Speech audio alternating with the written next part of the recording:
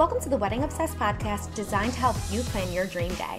I'm your host, Adriana, and each week I'm joined by the wedding industry's top professionals, celebs, influencers, and friends who share tips, trends, advice, and mistakes they've made so you don't have to. This is the Pre Nup podcast. The biggest regret that couples have for their wedding day is not hiring a videographer. But there are, of course, reasons why people don't book wedding videographers. And the biggest reason I hear is that couples feel that they'll never actually watch their wedding video. And to spend thousands of dollars on it is kind of a waste of money. So today I have someone very special on the show to explain why it is not a waste of money. He was actually my wedding videographer, the extremely talented DeRose of Visual Rose Videography. And we're discussing everything you need to know about booking a wedding videographer, what you need to prepare, and what you should expect. Check out Nick's work. I have it linked below. Nick and I talk about the fact that seeing your loved ones, your parents, aunts, uncles, grandparents, if you're lucky enough to still have them, seeing them in video is very different than simply seeing them in photographs. And while none of us will live forever, our memories definitely can through video. But of course, you don't want to have to view your wedding video by going to a USB or flash drive, or digging into your iCloud, or searching through 3,500 emails to find the video, just so you can look back on one of the happiest days of your life surrounded by all the people that you love. Well, what if there was a way to watch your wedding video at your fingertips at any time? Even display it in your home as a coffee table book or bring it out when you have company? Well, there is a way, and this is one of my favorite wedding products, the Motion Books. It's a premium video book which features a gorgeous display and built-in audio to watch your wedding video come to life. It's completely customizable and makes the perfect gift for your spouse, a loved one, or even yourself. The link to the Motion Books is listed below. Click it now to order your everlasting moving memory. Okay, so Nick, you were my wedding videographer and you did such an amazing job. Always the takeaway whenever anyone watches mine and Jake's wedding video, the first thing people say is, wow, this looks like a movie trailer. And oh, that's awesome. Yeah, so that's definitely, I would say, what drew me to you and your style. But that is just one aspect of what you are, how you do, what your style is. And you are someone who you move silently in the night. You're like a ninja, yet somehow you're capturing every facet of the event. How do you do that? Yeah, I mean, so my whole philosophy with the wedding day is I don't try to bring a ton of equipment. I don't try to make it feel like a big production, because I think a lot of people get hung up with video. Yeah. Or at least they think video is going to somehow get in the way of the day. Yeah. Because people have, people still think of their parents' video cameras that were gigantic, and would Definitely be really intrusive. So I mostly do handheld the whole day. I don't have a gimbal, which I know most videographers do. But being handheld, I'm able to get stuff quickly and just short snippets. So I'm not, because I know I'm thinking about how I'm going to edit it, which helps too, that I'm also editing it as well. So as I'm shooting it, I'm already knowing the shots I'm going to use. Okay, so you're thinking about that as you're going, how am I going to, okay, that makes a lot of sense. And, today I want to answer questions for people about videography, because I think there are a lot of misconceptions. And one of the main things that people say about wedding regrets is anyone who, I think it's 73% of people who didn't get a videographer said that they regretted it, which is a huge number. And today's podcast isn't really to convince people to get a videographer, although I'm sure by the end of the conversation, we'll have inadvertently swayed people that way. But it's really just about answering questions and figuring out how to divert misconceptions and talk with your vendors and really understand that process. So one of the first things I want to get to is just the booking process and the planning process itself and kind of what to expect. So with a videographer, it's much different than, say, a planner or a florist, where it's kind of this collaborative style effort and you're having all of these planning meetings and getting together. When you book someone like a videographer or photographer, you're booking them based on their style. So you're really trusting their creative vision. Mhm. pressure is on, right? Nice. Yeah. But that's why people booked you. So I'm sure you don't feel like, oh my God, they're like, what if they hate it? Because obviously they loved it and that's why they booked you. But when, especially brides who like to be, a little more hands on and are type A, they get a little bit nervous when there's this lag in communication. So maybe, you haven't heard from your videographer since you booked them. That was 4 or 5 months ago. Mhm. But that's not really such a big deal. Can you kind of explain to people why that is? Yeah, I mean, I think for me, I'm pretty like upfront with the couples that I Yeah. work with. So, when they book me, I tell them, look, it doesn't make sense for me to reach out like 8, 9 months before your wedding because you're Yeah. still trying to figure stuff out. When it comes to the point where we speak, Hmm. like I want to be able to have like a timeline because I know like that's mostly dictated by the photographer and like Right. your partner. So, if I have to contribute anyway after it's kind of like finalized, maybe tweak some stuff. Yeah. Um, and then by that time we can figure out like when I start and when I end, which helps too. Because before it's really just kind of ambiguous, and there's all these ideas people are talking about and ways they want, but once it's closer, then I feel like we can actually talk about like specific, like who's coming to the wedding, and who do you want me to focus on, and things like that. So I'm pretty upfront. I don't as soon as they book me, if they book me like a year out, I'll tell them like, hey, you'll hear back from me probably about 2 months before the wedding. Yeah. And that might give people pause, like 2 months Hmm. before the wedding. Well, what about this or that? But again, it's really not this kind of thing where I don't want to say not a lot of prep goes into it because it does, but it's in such a different way. It's not collaborative prep in the same sense. So I remember when you gave me, a questionnaire and it was just kind of like, you know, uh, as you mentioned, the important people, like things that were important on that Hmm. day to be shot. But then we had a conversation, like, I don't know, maybe 2 weeks before the wedding, and we kind of just confirmed everything. Um, Yeah. Hmm. what is that kind of process for you? Because I know that trips people up a lot. Like, well, what if my videographer just has an emergency and cancels? Hmm. Yeah, I mean, I would say if this was like 5 years ago, I Yeah. think I would have been a little bit, I would have had more of an issue with it, just because. So just to give like a background, like when I started doing weddings in 2012, it was just like a side business. I was Yeah. at a job where I was at for full time, and I never thought I would do this full time Yeah. until like around 2017. It was like I was having two full time jobs, so it was just crazy. I was working 5 days a week, and then I would work a wedding on Saturday or a Sunday sometimes, and then just have to go right back to work on Monday. So it was like I didn't. The kids were young enough where they weren't doing like sports and stuff yet, Sure. When so did it you wasn't edit great. or do any of that stuff? Like, how did I you? edit late at night. Whew. So it was crazy for sure. But at that time, I didn't know how long I would do this for because I Yeah. thought I was going to be at that job forever. Like Okay. and then things changed. And in 2019, I left that job to do this. So then I was able to make a lot more connections. 'Cause I used to film weddings, by myself. Like when I Yeah. first did it for years, and Yeah. people were like, "You're crazy. You're doing it by yourself." But for me, I was like, "Look, I don't do that many of them, and then I'm just trying to keep costs down, for to instead of outsourcing stuff. Plus, it is hard. It's a lot harder to get a good videographer to shoot with you as opposed to like a photographer. There's a lot of like photographers that can come help last minute, but it's hard to book a good videographer. So um, Sure. now I have like a good pool of people that Mm-hmm. help me. I never do weddings by myself anymore. Okay. Thank you. So Good. that was crazy. But it's probably like 5 or 6 people that Okay. shot, that Yeah. shoot with me consistently. So if anything happened, I could just reach out to them, and they could fill in for me. Okay. That's So, that's definitely a relief. And I know everyone's processes are different. You are very established in the industry. You've been doing it for a long time and you kind of have that wheelhouse and people to pull yeah, from. But I think it's really important for people the same way that brides should maybe ask upfront about that communication piece. Well, how often are we going to talk and when are we going to talk about this or that?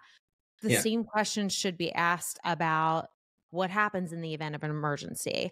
And, it should be in the contract or Mhm. somewhere in writing, because everyone needs to be protected on either end, Yep. like I don't think that a vendor should necessarily be penalized for having an emergency, but this way, if it's in contract, everyone, Yeah. even if they don't I'm like it. definitely I'm definitely, like, getting better with that. Like, I mean, I like the idea of reaching out to 2, 3 months, like, is better than what I used to do, so Yes. there's ways that I wanna get better with that, with, like, keeping in touch with a Yeah. couple, but the thing is, I'm not shooting engagement photos. I think that's, like, a big thing for photographers. So they're checking in because 'cause they're making that connection beforehand. I mean, I would like I started offering that at times, but a lot of Okay. couples didn't want it. Yeah.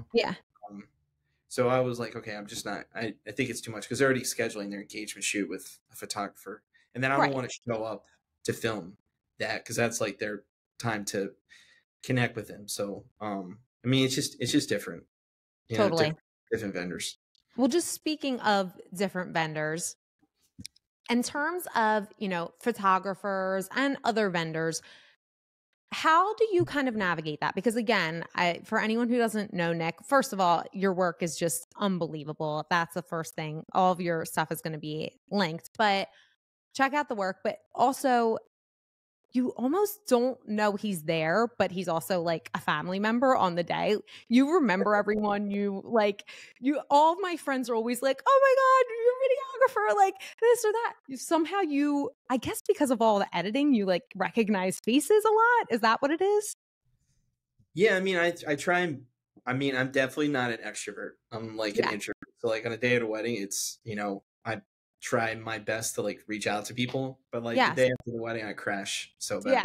Yeah. I'm sure. But you really make an impression on people for someone who is so introverted. Like I can attest to that. Like you're such a sweet guy, but you're not like, hey, everybody, like Yeah. here I am, I you're like my whole thing is like I don't try to be like pompous about anything yeah. because I mean to me it's like yeah I think what I'm doing is important. It's my Yeah. it's my job. I try to obviously do it to the best I can, but like at the end of the day, it's your wedding.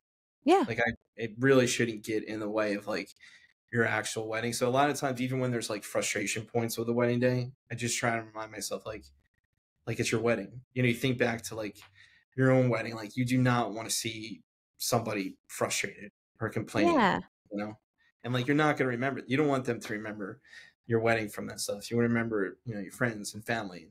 Of Actually course. getting married. So Well, I guess my whole point of that, because, I can't stay to task and I have horrible ADHD, but I think it's really impressive that you're able to capture what you do the way that you do it, because I've seen so many videographers, like they kind of want to take the reins at certain points. And most videographers and photographers that I see work very cohesively, work well together. But there are certain times yeah, where like, hey, can I position them, do X, Y, Z? But I don't ever remember you doing that. I feel like you just shot this almost editorial looking, and with all of your couples, you shoot this editorial looking video, but you're also getting it organically. And I think it's really impressive, but it is a question I have about, just dealing with different vendors and mhm. photographers. So do you prefer a photographer or someone on the day to kind of take the reins and you kind of like slide in and out? Yeah, I mean, I would say it's kind of like a back and forth. Hmm. It's like I know, like for your wedding with JMO, that was like awesome. Like Yeah. me and him like connected right away. So Yeah. because we've done a few weddings since then, and Cool. like Oh, awesome. we want to like we shoot, we're thinking of the same things. So I think the best thing for me is like when I work with a photographer, if I see a shot that they don't see, and like if they see a shot that I don't see, so we're constantly going back and forth Yeah. with. It's not like there's no like competition with it. Sure.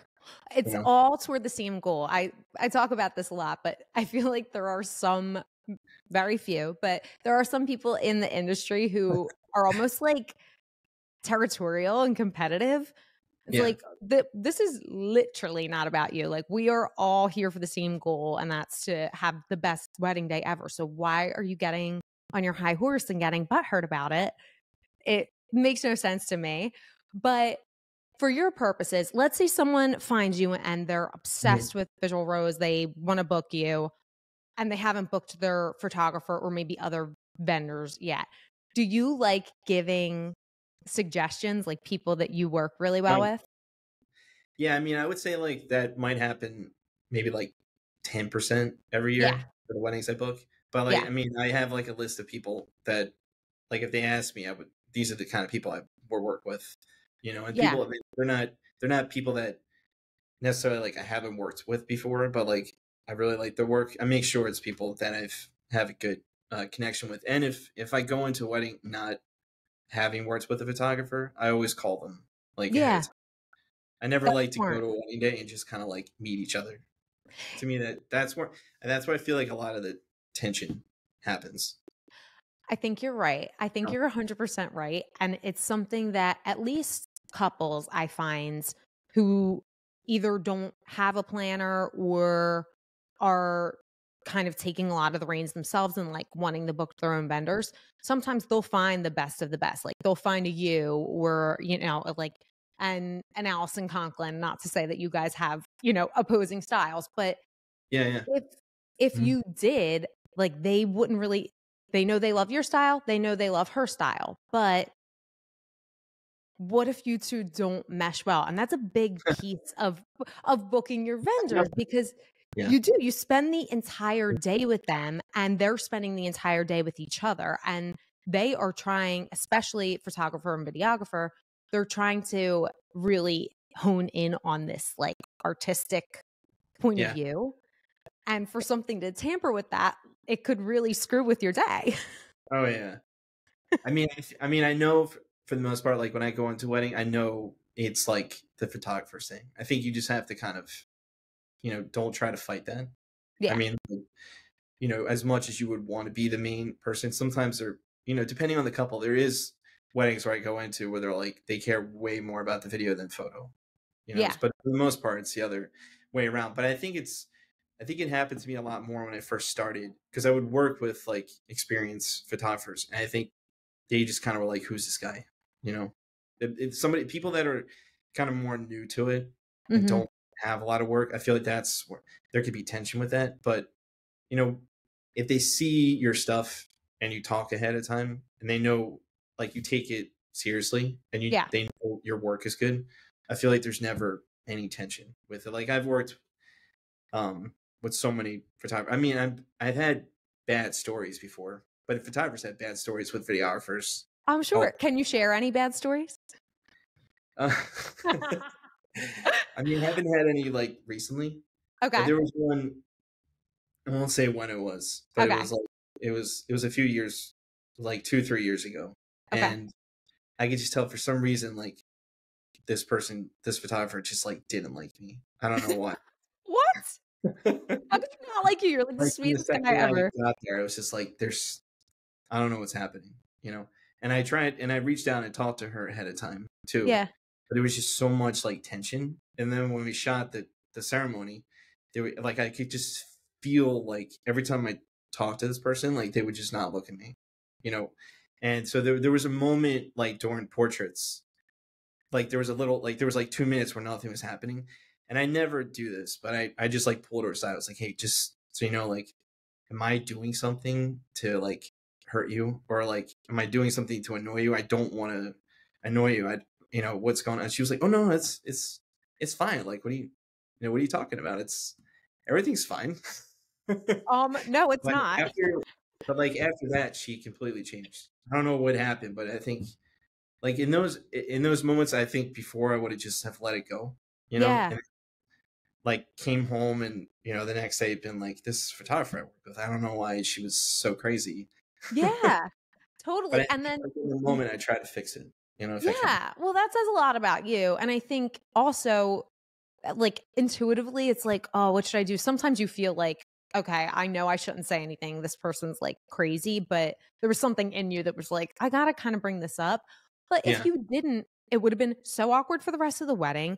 The next time you worked together would have been so awkward if you had to work together again. Like it definitely we always come back to this piece of communication, and it's mostly like brides and couples who listen to the podcast, not so much vendors, Yeah. but it's important for everyone to have this line of communication. Like if you are the planner or the dominant planner of the couple and you feel like maybe your vendors have not communicated, like maybe loop them all in email and just say, hey, want you guys to get to know each other. Because that's something a planner would do. But if you don't have a planner, then it's something that, you maybe should be doing.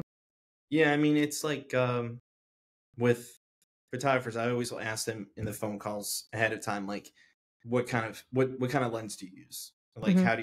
how do you like to shoot?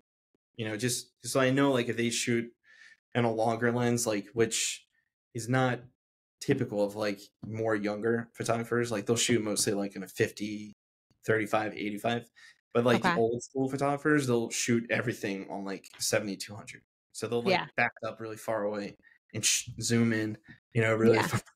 So I know ahead of time, I'm like, okay, this is going to be, I have to shoot this like different because I'm not going to get the same kind of shots that I usually get because I'm not going to be able to get close necessarily, Mm-hmm. with it. But I always say like, hey, just when you pose them, just if you can, just I know it's busy, but just like check with me, just like, hey, Yeah. you good, kind of thing. Some, I mean, for the most part, they're like, oh yeah, that's fine. But I've had photographers be like, hey, I move really fast, I can't check, and I'm like, I'm just like, okay, I have to know that ahead of time because that prepares me to. I don't want to like jump in and cause issues. Totally. So. And it's unfortunate when people are so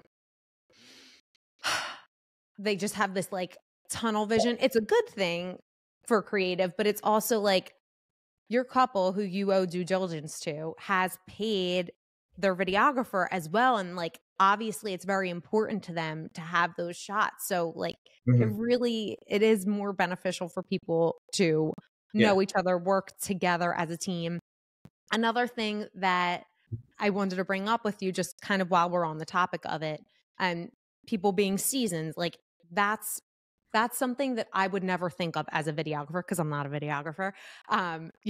What lens your photographer shooting with and how are you going to have to navigate in and out of shots. But because this new trend of the wedding day content creator has come about, I think there's a learning curve with that too. And I want to get your thoughts and opinions on that. So let's just kind of like segue in there. Have you worked with wedding day content creators on any weddings yet? No, I mean, I feel like everybody keeps talking about them, but I haven't seen them yet. Yeah. So I'm sure you will, because it does seem like it's something that people are like wanting more and more. And especially, the kinds of weddings that you shoot, I feel like all of like the influencers and stuff, like they love your style. What are your initial thoughts on them? Do you have any?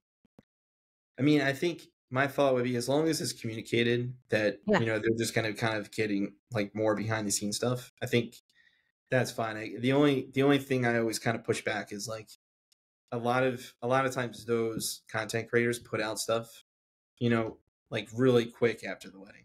And like my stuff is pretty, like I would say I usually get teasers out to people within like the first week. So like, to me, that's like pretty fast. But it does stink when content creators put shots in their stuff that like you wanted to show. So like the things that you're trying to show for the first time, people already have seen, so that does take away a little bit from video. So I would say as long as that's like communicated ahead of time, plus like, I don't know, I guess a part of me, I always kind of push back to, like there's so many people who come to your wedding the day of. Everyone has an iPhone. Like everyone has a phone, right? So everyone, like when you get introduced or come, process out the aisle, like everyone takes out their phone. Like even if you tell them not to, But everyone posts on Instagram story, and like the next day, people share like every single part. So I don't know what the content creator would necessarily get that like your guests aren't already getting, Well, you know what the crazy part is? It's really just the want and the need for the wedding day content creator is just a response to our society not being able to wait for anything. Like Yeah, no. everything has to be. No, I think, But I mean, there is, everybody expects something like the next day, you know, and yes, I they always want like, I'm pretty upfront with them, like, hey, I'll get it to you within like, you know, the week. But there is, I mean, depending on the photographer, some photographers post previews the next day. So they'll have yeah, so many, you know, shots for the couple. And then I'm like, oh shoot, you know, like for me with family, I just can't do that. Like it's just, and for video, it's just not something you can quickly do with that kind of thing. no, I no, almost you feel like it's also better to have a little bit of separation, because if you get it the next day of the video, these clips, it just gets, people are sharing like 40 stories of like people's iPhones, and your thing's just in the middle of all these things. So yeah. it gets missed by everybody too. Yeah, and it You know? gets stale. I think I'm a proponent of anything new that comes in, and like you said, it's just a matter of how it's done, not whether it's done. I think there are a lot of wedding day content creators who do a phenomenal job. They do stuff on the iPhone that I could never do. They have a great eye. But I think when you're a couple, you're, trying to look back on the day and you have your photos and your video, like at a certain point, give yourself room to breathe. Like looking forward to that teaser, that was so exciting. And then I think we were on our honeymoon when Yeah. you sent it, and I was Mhm. like, oh my God. And I hadn't thought about the wedding for a little bit because I wasn't inundated with, tons of photos and videos. And since, the day after my wedding, I kind of gave myself a break from it. But but with the wedding day content creator, in certain respects, I do get why people do it and why they want it. But I think because it's so new, there is this risk a little bit of maybe not being able to understand those elements of what you said. Like you understand a professional camera, where someone, they might be able to shoot really great stuff on the iPhone, but they don't understand the inner workings of photography and videography from a professional standpoint. Yeah. So Mhm. they could be like either getting in the way of a really special moment or trying to capture something that's much better suited for the professional lens. Yeah, for sure. I mean, it's like, it's weird because I haven't worked with them yet, Yeah. the content creators, so I don't know. But I know, like, for, to me, it kind of feels like when you film your like videos on your iPhone. I mean, one of the things is like, even when I film stuff with like the kids, Yeah. it kind of just gets lost in your iPhone.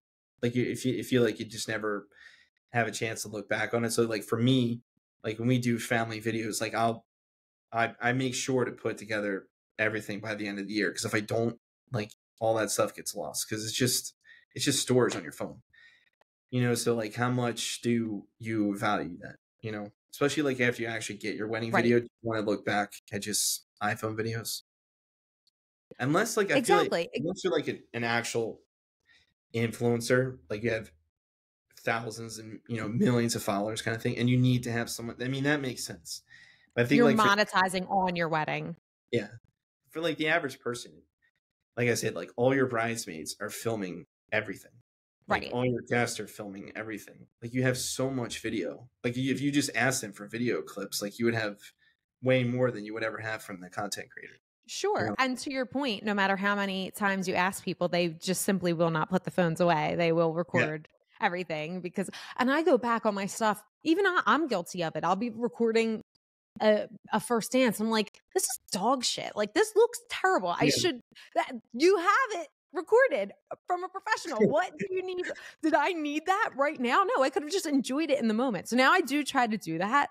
And sometimes it bites me in the ass because there are times I'm like, oh, we went to like 10 weddings last year and I don't have any pictures of me and Jake. Cause Yeah. I'm like, I'm not even going to take my phone out, but you know what? It's not about us anyway. Like you'll get the nice pictures. You'll get them in some way, some shape, some form. It is But funny. Like every wedding I go to, there's always like somebody in the family that stands up and just films the speeches with their iPhones. Like they'll just stand up and film the whole thing with the iPhone. why? It might be like 10 minutes of speech, and they're filming for like 10 minutes. And I mean, there's the audio, they're not going to be able to hear it well. even if they No, want you back. But I mean, why no. would you watch a 10-minute clip on your phone? You wouldn't. That's the No. thing. Like, you just wouldn't. And then you feel bad to delete it. So then it just stays there. And it's like this. And it actually reminds me, sometimes when people are teetering on like, oh, whether or not I should get a videographer, that happens less and less now, I feel, because people do have access to, like, they could pull up the file on their iPhone if they wanted to watch it. Like, people do have so much more access to video now. But I feel like a common um rebuttal of a videographer was like, well, we're never gonna watch our wedding video. And Mhm. that is it's not true in my experience. I will say, like, the full wedding video, I don't know if we've ever like fully watched it in full, but we watch like the teasers and the clips. Like, I have the motion books. The Okay. motion book. Yeah. Like, it sits Mhm. on my coffee table, and when people come in, like, they see my wedding video. And there's just a lot of different creative ways to do it now. But I wouldn't I wouldn't display, something that was like iPhone videography Yeah. in my Yeah. home, It's like I more kind of for feel like, professional. when you hire a photographer, right? They're Yeah. on average, like a photographer shooting about probably like 5 to 8,000 photos a day for the Yeah. whole day, you know. And like when you think about how many wedding photos do people put in their house, I would say probably like the most would be like 10, Yeah. maybe, Do you you want to know, guess how many I so, have in my home?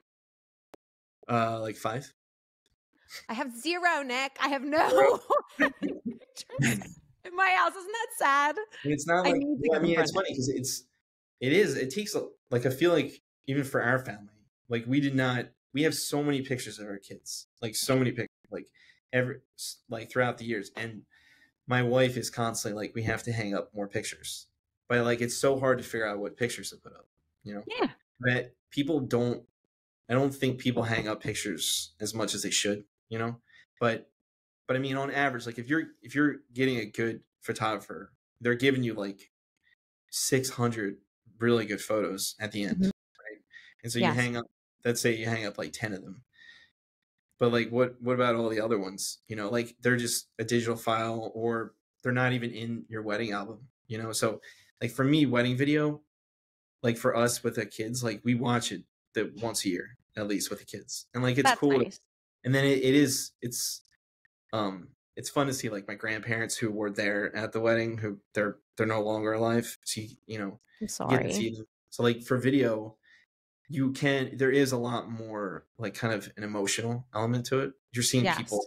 that might not be around anymore. And just to see like your actual first dance, your actual speeches, like hearing yourself, like seeing the way you're interacting at the altar with each other, there's so much stuff that's like fun to see when you have family, you know?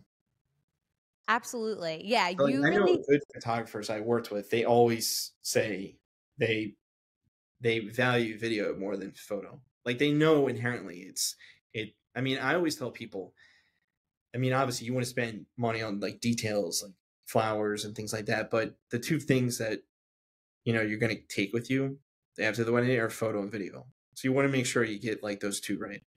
it's so true. And whenever I look at my wedding video, like, as you said, the same thing with your grandparents, the things that stick out to me, there are so many great shots of my cousins, and they're just laughing and dancing. And there's this really great little snippet. It's my two aunts and my grandpa, and they're all like this. They're dancing together, and it's just like, it brings tears to my eyes every time I watch just the teaser. I'm like, this is so special. And realistically, by the time I have kids, like, my grandpa probably is not going to be with us anymore. So for them to be able to have that, and like you said, watching that with your kids, I always was so fascinated with my parents' wedding video as a Oh, kid. yeah. I don't know if that's a universal thing of kids, but I was like, I want to see like what Uncle John looked like when he was 30. Like, he had hair. Oh my God, it was crazy.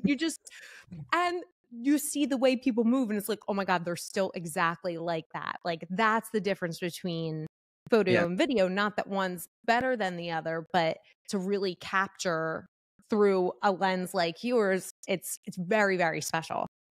Yeah, I mean, I think like for us, like I love watching wedding videos, even like for family members when I was a kid and went to Yeah. it. Like we go back to my parents' house in Jersey, and then my kids want to see like what when I was their age. Yeah, It was fun of to. course.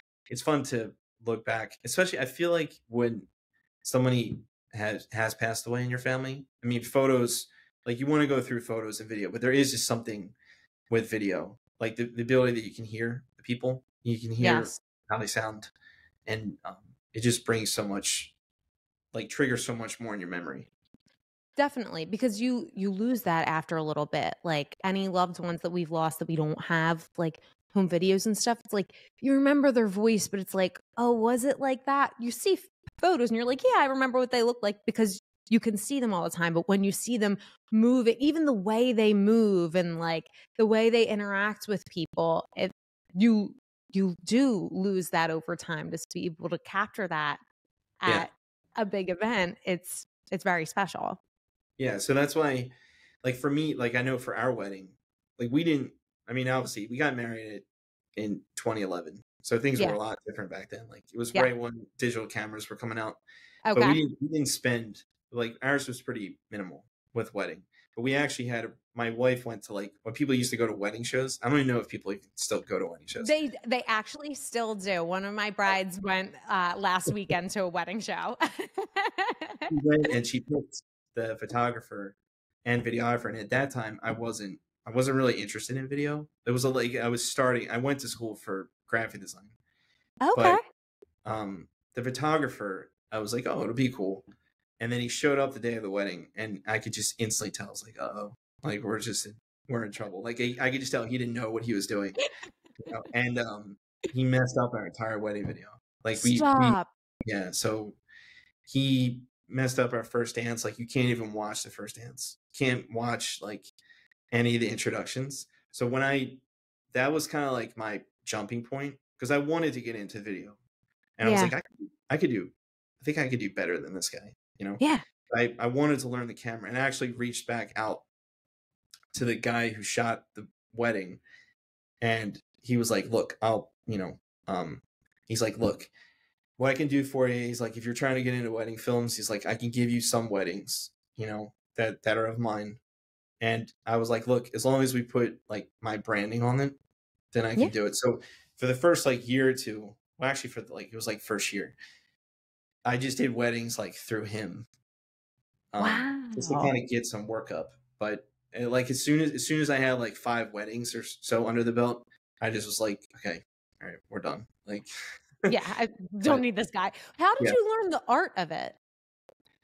I mean, I think it was just, I mean, I originally went to school for design, so I always Right. had like, artistic. Like when I was Mm-hmm. growing up, I went to like art lessons, drawing lessons. Like I always thought I was going to go to school for illustration. That was like my goal. Okay. But I always loved movies, like watching how movies were made. Like I would watch all the bonus features for Oh my all the God, stuff. Nick, me too. I don't have your artistic eye, but like I too am obsessed with the bonus features.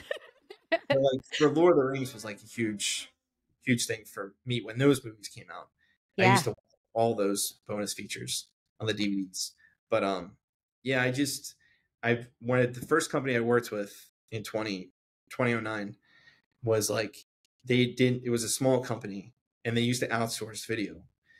And so they were spending a good amount of money on outsourcing video. And I was like, hey, I think I could do this like internally. Because there was this guy that used to come to the office to edit. And he was from New Orleans, right? So he would come and he would use it's so crazy. He would use my computer because it was like, it was a small company. He would use my computer to edit while, so when he was editing, I didn't have a computer. They were just like, oh, it's fine. You could just stay home. You don't have to come into work. And Stop. so I would watch him and I was like, I think I could do this. And so I pitched it to the company to save money. I think I could learn editing. So I just I would stay after hours after work just to like do online tutorials, like how to edit, how to film. So cool. Yeah. That's So I mean, awesome. obviously my first wedding videos were not good, but I mean, you just you get better with it. Yeah, it's like anything, you know, you have to, it's trial and error and you have to work at it. But I mean, gosh, I can't imagine your wedding videos being bad because they are just Well, it's funny when I so first filmed weddings, I used to not shoot any like bridal portraits. Like I used really. to when people would be like, "Oh, we're gonna go out for photos with the bride and groom," I'd be Yeah. like, "Hey, I'm gonna go in a cocktail hour and like interview people." Yeah. Like I didn't know like that's what I used to think of like wedding videos because everybody used to interview people. Yes. You know, that Yes, was like a huge, absolutely. huge thing. Yeah, that's always like in our parents' wedding videos. But now it really, I talk about this a lot too. Like it really is a highlight of the bride and groom, even like bridal party shots. How many pictures do people have with Yeah. their bridal party that they take on the day they spent all this time? We need this person, this person, this person. You you really don't use any of them except for of Yeah. the five of the bride and groom that you love the most, you know, out of the Yeah, it's just like thousands. one big shot, you know. Yeah. It is. I mean, even like the individual shots with the bridesmaids, like I don't film that because I'm like, Yeah. this is like this doesn't make sense like in the story, you know, No. too. But I mean, even for that, I feel like those kind of shots are just for social media, for like if Yeah. it's someone's birthday, like we Yeah. just post about it, you know. Happy birthday, Cheryl. Love you so much. Here's me on the best looking day of my life, and you look fine too. Oh my God, that's great. I It's want to like when my see. parents got married, like my parents got married in '79, but I mean, it was like when they used to look through the photo album, it was like one shot of the bridesmaids, like it was like one shot of the groomsmen, it was like one shot of the family, and that was it. It was very like staged, you know. Yeah, yeah, Yeah. I mean, absolutely. I kind of feel like that style is coming back for sure. Because Mhm. I mean, the one thing about digital cameras have obviously helped a lot with weddings, you know, being able Yes. to shoot certain things. But there is a certain thing where you're just like shooting too much. You know, there's like so much stuff that you shoot, and it's like, does anybody actually want to see this? So, like, for me, when I'm filming, I try to be conscious of that. Like, when they're doing family photos, just I don't usually film that. You know, those Yeah. kind of, it's like where does it fit in the video? Plus, it's just not necessary. You know. Well, there's not a lot of authenticity to it. Like that's one thing that definitely translates better in photo, but you have this eye for getting the hugs and like the laughs and those kinds of things. That's what people want to see in movement, not like us posed, you know? It's not Well, I know lending you're. I mean, anything. like for your wedding, you were like awesome with all the bridal prep stuff. Like I know we spent probably a lot more time on that than like we usually had done, but it was like me and JMO were just like going crazy. Well, we all just like screw off. My girlfriends and I, like even the morning of my wedding, you talk with people and everyone's emotions I think are a little bit different, but I wasn't nervous at all. I was just like so excited, and like my girlfriends and my cousins, like they're there to like rally, dance, party, and for Yeah. me that was like what I wanted and needed. So that was awesome, but they're all, and I'm probably biased, but they're all so funny and they just like Well, want they're all to yeah. bounce off the wall. Yeah, they're great. So I got lucky there, but that's something that I would recommend to brides too. Like have just a hype team around you in the morning and like genuinely have a good time because Yeah. your photos and videos are going to reflect that. Mm-hmm. Like I crack up at the portion of like the morning of. Everyone is just like peeing themselves. No one's upset, no one's nervous. Like everyone's having a great time. It's awesome. Yeah, for sure. So we do a segment every episode. It's called Premarital Counseling. Okay. And it's basically just an advice segment. People write in their questions, queries. I changed the name for everyone because, you know, we want to protect everyone's anonymity. But I think this is going to be a really funny one for you because you were just such a low key man and probably very little ruffles you. So I'm going to be curious to see what your answer to this is. But are you ready for our premarital counseling segment? I hope so. Okay. All right. This one is from Grace Kelly. Hi, Grace Kelly. She says, "Hi, loyal listener here, and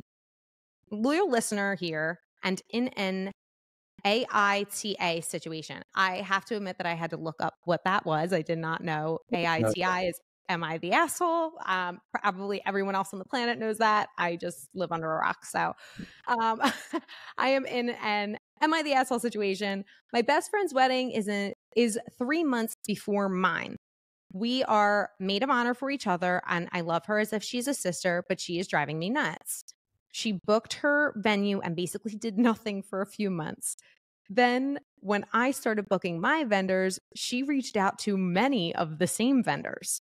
We now have the same DJ and florist, and she just asked me who my photo booth vendor is. I must sound like a bridezilla, but I'm putting in so much work while she just copies me, only to make it seem like I'm copying her because my wedding is after hers. We have a lot of the same guests. I don't want to add to her stress by calling her out and asking her to stop, but it's really bothering me. What would you do in this situation? Thank you so much. I don't mean to laugh. It's not, when people are stressed, but it's just so funny the way she worded it. But Nick, what do you make of that situation? I mean, it's probably not gonna be, I don't know how to respond to it, but I would say I just think it makes sense to go to your friend and just be like, hey, let's just have more meetings together. Because I mean, I think the fact that it's so close, it does make sense to, you're I would say, even if you weren't getting married in 3 months, you're constantly talking to your friends about who you're booking, right? Yeah. So, yeah. I mean, I think it's actually kind of like a compliment because you obviously like their taste. For sure. So I would say hey, let's just do this together instead of it's probably, you're right. I think it's one of those things where if they're best friends, they probably share everything and they're each other's maid of honor. If the wedding weren't 3 months apart, then Grace Kelly probably would not care about this at all. It would probably be like, oh, that's so sweet. She wanted my same vendors. But I do get the fact that she feels like she's the best friend is booking all of Grace Kelly's vendors before her. And it's going to be so soon after that it's like, oh, is it just a carbon copy of this wedding? I copied all of her stuff. I think any sisterly kind of relationship, I would say, you just sit her down. It's like, I love you. I don't want to add, like you said, you don't want to add stress to the day. I don't want to add any stress, but I am also getting married and it's such a big deal to me. And I don't mind that we have the same vendors, but like you said, let's do some of this stuff together because if we really do have the same taste, maybe we can even find ways to differentiate it so it doesn't feel so similar because we're going to have a lot of crossover. They're very close together. I want your day to be great. And I also want my day to be great. So I think if it is bothering you so much that you wrote in, you do have to say something, right? Yeah, I mean, I think it makes sense to say something, but I also feel if it's I know from my perspective, if I had two people that wanted to book me, they're best friends and their weddings are really close, I would be that's awesome. It's really big, compliment. Sure. And also, it could be worse. She could book a photographer that's different than yours, and then you could also think to yourself why is she not like the people that I booked? Too. Right. So I feel you could also, go down that lane if the person doesn't book the same stuff. But I think it's just having a conversation with them. As long as they're not booking it to be hey, I just want to see how it is for your day. So then it's better for mine. That. But I mean, I know for every wedding I shoot, it's never the same. No, it's never exactly the same. It's even if you shot at the same, even if you got married at the same venue and everything was exactly the same, it's not going to be the same. Yeah, I was going to say too, okay, maybe you have the same DJ and the same florist. And depending, most DJs now, they will have meetings with you and they kind of want to see, what music you like. It still will feel different. You're probably not going to pick the exact same flowers.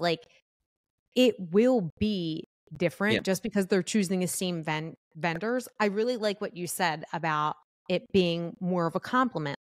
Reframe this. This is so nice that someone trusts you. probably not your best friend's forte, and I get that it can be frustrating. But they trust your judgment enough that they like want to go with the same stuff. And it really, I get it. I don't want to like downplay anyone's frustration, but it will be different. It will feel very different. Oh yeah. I mean, even like I know for instance, like your wedding. I mean, obviously you were very like photogenic and very comfortable in front of the camera, so that really helped a lot. Like I think that's why we were able to get such good shots, because that is really helpful for like photographer, videographer. But I mean, but it's not like that for everybody, you know. Right. So Well, it's hard. Yeah, it's harder for some people than others. Like even if you try to direct them and to be a certain way, like it's not gonna be the same. So I mean, even the personality of the person, just like who they are, is gonna be different. Like every couple's different. You know, you're not gonna get. And I always try to tell couples actually before the wedding day that I don't want to put you in like a pose that you don't feel comfortable in, that maybe you feel that's like forced. So if I feel like it's not natural, I'm just like not going to do it, even though it might be a shot that I get like 9 times out of most weddings. It's just not going to fit this wedding, right, which is fun. Absolutely. Yeah, it's this weird like barrier. The camera is this like very strange, I don't know. I think because I've been around photographers and videographers so much, not that I've been the subject of it, but I'm like, oh, well, it's just there and they're just there to capture the day. So I don't really think about it. But I think having that in front of you, it can make people feel very self-conscious. It's like, do I look weird? Am I doing something wrong? It's like, yeah, you are going to look weird in some pictures and some shots. Like it is what it is, but there's going to be great ones too. Like, just, I mean, I know I feel that way in front of the camera. Do you? Like, I hate being in front of the camera. Really? Trying to be behind the camera. That is so interesting. Photos, like at home, there's like, it's pretty rare that I'm in the photo because I'm taking all the photos. But my wife's always like, "You got to be in the photo," and I just don't. I just don't feel comfortable like in front of the camera. I think that's like a common thing with videographers. I think photographers obviously feel that's like they're way more comfortable in front of the camera. That is so it's just interesting. like kind of a different like personality with the people. But I know for like when I do weddings, and the guys sometimes are like total introverts and they don't like being in front of it. Like I always try to relate, like, hey, I'm basically like I feel the same way you feel. Do you have any tips for anyone, because you can relate to it? Do you have any tips for anyone to just kind of loosen up a little bit in front of the camera? Yeah, I think I try to keep things actually like pretty short, especially with the guys. I don't spend a ton of time getting stuff with groomsmen because I feel like they, for the most part, like you're not going to use a lot of their shots. Right. Plus, I think that's where like the like uncomfortableness can come from, where you're just like hanging around and this is like, oh, this feels awkward. Like I just want to hang out with like my friends, and this guy is just like here. So I try to tell them like, hey, like I'm gonna be there like 10 minutes. Like I'm just gonna get shots of you 10 minutes. So give them like a understanding, like, hey, I'm not gonna get. It's really just like 10 shots, and we'll put you like next to good window light, and we'll make it look good. But I'm not gonna ask them to do anything that's like out of place. Sure, absolutely. Yeah, that makes sense. Like when I'm doing portraits, I try to keep the focus on the bride at first, because I feel like that makes the guy feel more comfortable too. Mm-hmm. Yeah, like having watched someone do it, and like, okay, it's not that bad. But I mean, at least get them like interacting with the bride first, because then it kind of makes them feel more comfortable. Yeah, and then kind of do some more stuff. But I don't. Like I said, my philosophy is like I don't try to push anything on the couple. Right, and it shows. I mean, you really do get great organic stuff. Before I let you go, Nick, because I have already kept you 15 minutes over what I promised you.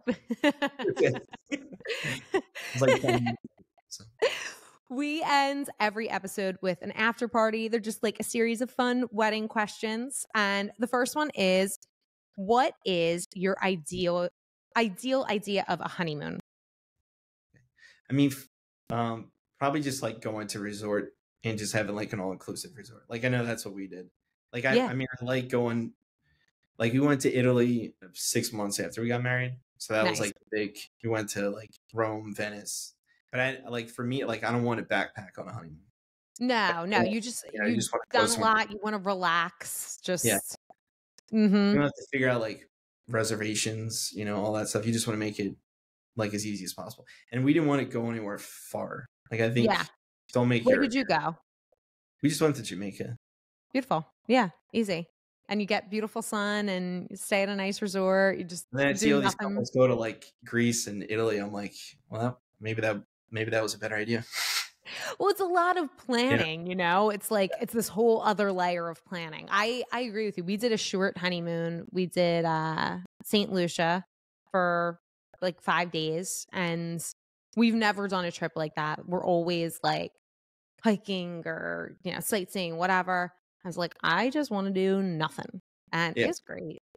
Yeah, I used to like hang out on the pool or go to the beach. It's fabulous. How often do you get to do that? Not very.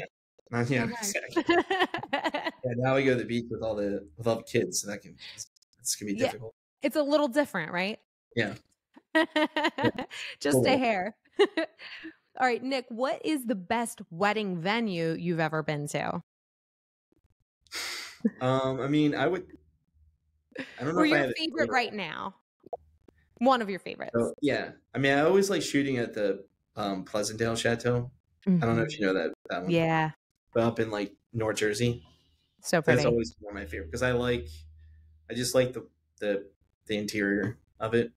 Yeah. And the way the light, because I feel like, I mean, I've worked so many weddings in the city, and I like the one venue I like is the Barnes Foundation. I think that's just like a whole different space in Philadelphia. Yeah. But I mean, I feel like it changes from like time to time, Yeah, definitely. That's fair. That's fair. I love it. Okay. Nick, what song do you never want to hear again at a wedding? What's it? The Cha Cha song? The Cha Cha Slide. Yeah. Do you get a lot of that still? I feel like so many people. Really? It still shows up. It's dark. Yeah. It's really dark times. I'm just like, why are we still doing this? Because at the end, the guy will still say, in part 2, it's coming. I'm like, this is like 15 years old. There's so no way. Sad. Yeah. It honestly, like, it breaks your heart a little bit, I mean, people still dance to it like crazy. I know. Guess what? I was at a wedding last September. It came on and I did dance to it. So here I am knocking it, but I'm cha-cha real smooth. Remember people used to do I mean, they don't do this anymore, but like the chicken dance song? Remember? Of course. Me at Skater's Choice doing the chicken dance. That's at a wedding, unless you are really, really, really funny and it's totally tongue in cheek, the chicken dance, I don't know, save it for the after party. Like, don't play it at your wedding, please. Well, I mean, like, there was a wedding I did kind of like, it was last year, but they did the garter, which was weird. I haven't done a wedding with a garter, like actual removing it. No. I was like, wow, I didn't think people did this anymore. I didn't think people did it either. I mean, it's very few and far between, so much so that if I see it, I'm like, but I was talking to a planner who's in Tennessee, and she said most of her couples do it. So I guess it's a more regional thing, but so weird. It's crazy because we did that at our wedding. Did you do it? We did that at our wedding. Well, it was commonplace. Fun thing, Yeah. It was just a thing that everyone did. You didn't think anything of it, but now, you think about it. It's like, Well, it's like the DJ really plays it up. Like, if it's, sometimes it's okay if it's just taking the garter off, but when it's like really drawing it out and you're really focusing on it, you're filming it, and it's like, this is just like, I don't know if they're gonna watch this. I know, it's so weird. Really, it's like, all right, get a room. Yeah. I it's don't need all to be good. in that room with my loved ones who I do not want to picture having sex. So Yeah. they can do that on their own accord. Well, I've been like when I go to weddings and I start seeing people like take off shirts, as the night goes on, that's always like, okay, I think it's probably good tonight. I'm just gonna end now. Like even This if is it's my like 10 time. minutes early, I'm just gonna because nobody wants to see this. Like they're gonna be embarrassed by this. Totally. One person that will not be embarrassed and does it at every wedding, my cousin Andrew. Shout out to Andrew, who always removes his top. Did you do it at your wedding? I can't remember. I would be shocked if he didn't. I can't remember, but I would be really surprised if his top wasn't off. I mean, like you were really dancing at your reception a lot. I mean, Oh there was yeah. like really good dance shots with you. Like I feel like you were. Most brides don't like dance like that, so that was fun to film. I was there to party for sure. That was Yeah. I mean, and your wedding day was so cold. Remember how cold it was? so cold. It was so windy. Some of Like, the pictures are actually so funny. because you're Like smiling, but you're like crying. I'm like trying so hard, but no, it was really windy. I was like, we got a nix bringing everyone outside because no one's going to look good. The wind was howling. Yeah. That's worse to me than even like rain. Oh yeah. Yeah, I did a wedding on New Year's Eve one time, like years ago, and it was 0 degrees. It was like -10 wind chill. And like they did a first look at like Grand House Square Park. And so it was like there was like snow on the ground. So they went out to do the first look, and we would have to go back inside the trolley like every 5-10 minutes because it was so cold. And the wind would come with like all the bridesmaids, and none of them were wearing like anything on their shoulders. So they would just like scream. When the wind came, it was like I'm sure. Yeah, absolutely. I had all these big plans for my bridal party, and we were gonna go wherever, and I was like, nah. Yeah. Nah. I know. I was like, I think we're gonna go to, we're gonna get shots, right? At like the merchant exchange and all. And me and Jamie was like, nah, she's like nixing it all. I'm like, yeah. I know. I felt bad. I was like, I don't want to tamper with your guys' shots, but like I can't do this to everyone. We had a huge bridal party, and I didn't want anyone wearing like shawls or anything because I think they're kind of ugly. I was like, I can't put them through this. This is gonna suck. But you guys got good stuff, like still. We did. In a short amount of time we had. Yeah, like you guys brought he and I outside on the rooftop, like overlooking the church. That's beautiful. Like great. There's some really good stuff of Jake and I outside, but I have the sentimental shots with my bridal party. Even the stuff you got at the bridal party was great. It ended up beautiful, but yeah. It was actually a good roof with the light, with all the window light right there. It worked out. Yeah. Thank God. Yeah. Because the church wouldn't let us take pictures in there. Yeah. No, I know that the cathedral's always like that. I know. Father Gill, God bless him. Mm-hmm. And then let's see. Okay. So Nick, you are swapping wedding cake with a dessert of your choice. What are you choosing? I mean, I like just like chocolate chip cookies and stuff like that. Like me too. Me too. My mom actually made all the desserts like for our wedding. So Did she really? Made like all the huge like cookie like trays, like all the desserts for our wedding. So. Oh my God, that's so special. Was she stressed? No, I mean my mom loves doing that kind of stuff. So I mean, like everybody from our wedding always remembers like the dessert tray because there was just so much. Like my mom made like all the stuff she makes for like Christmas and like Easter, and there was so much stuff there. Oh, it was fun. That's so nice. I don't do like I've done like weddings in Pittsburgh. Yes, I was just gonna say I don't do a lot of Pittsburgh weddings, but my sister-in-law is from Pittsburgh, so this summer they did the whole cookie table, and I was like, "This is what you want. This is the good stuff." Exactly. Because I feel like sometimes you go to the wedding receptions, and the desserts, they're just like, I don't know what half of them are. I know, and I don't want many versions of different cakes. I want cookies. That's what I want. Yeah. Make me feel like I'm eating something from like home, Exactly. And like something that I can just pop into my mouth and then continue dancing. I don't want to have to like get my fork in the hole, just it's a lot. It's a lot. All right, Nick, last question I have for you today is, what is one piece of advice that you could give to anyone planning a wedding? Yeah, I would say just, when you're making the timeline, don't stress out about the time so much. Yeah, Just give yourself more time than you think you need. You know, that's um, I think like just to me the weddings that I filmed that are the best weddings I filmed. There's not somebody that's constantly telling you like what time it is and like at 5 minutes like we're late for the church. There's people that are constantly saying things that are because like the mass never starts on time. no, It never starts on time. nope, And the reception like never starts on time. no. There'll be like 7 p.m. reception and they'll start letting people in at 7, so it'll start like 7:30. So I'm always like, everyone's stressing out about everything. Like, oh, I got to get to the reception and all this stuff. But in reality, there's just nothing that ever happens on time. So just don't worry about it. It's so true. And nothing's starting without the couple. If the couple's not there, nothing's happening. So, Yeah. kind of need them. I will say, like, if we're, 45 minutes to an hour behind, then all right, maybe we want to haul ass a little bit. But if you're 5-10 minutes behind, you're fine. It's not, it is not. I did a wedding like years ago. It was at a Catholic church where you have to bring the certificate, with you. And they forgot the first certificate. So they had to drive like 30 minutes because the hotel wasn't close to the church. They had to drive 30 minutes back to the hotel.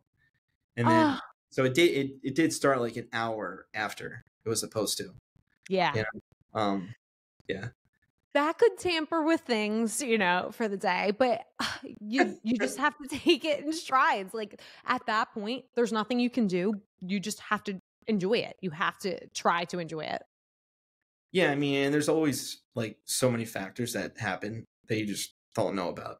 Like I know, like you said, for your wedding, like nobody knew it was going to be that windy, right? So you just have to make audibles and change things, but it's not like bad. There's always like if you're going to do, I mean, they talk about this like in Spielberg and like all the big directors, like they always say like, hey, you're on set, like outside, like in the desert, and at the end of the day, it's basically like the same thing as if you're shooting with like your friends. Like you still got to worry about like the light. There's still so many, even if you have like 300 people helping you on set, it's still, there's so many just variables you have to deal with. Like nothing ever happens the way that you exactly have it planned. So you just have to kind of go with it. Yeah. Do not plan for perfection because it is not going to happen. Yeah. Nick, this was so fun. I really appreciate you doing this. Where can everyone find you and Visual Rose? Yeah, I mean, just visualrose.com and then just on Instagram at Visual Rose Films. Fabulous. I'm going to link everything in the bio section, but I really appreciate you doing this. This was so fun. Yeah, thank you so much for asking. Yeah, absolutely. First podcast. Yay! Probably first of many. Thank you so much for listening to the episode today. Please like, review, rate, subscribe, follow, whatever the things are. It's really, really helpful. If you do support us, there's something in it for you too. You'll have the opportunity to win a free Pre Nup bridal prep planner. We give one away every month. I have the directions on how to do that below, so make sure you check that out. Thank you again for listening. Happy planning. See you next Wednesday.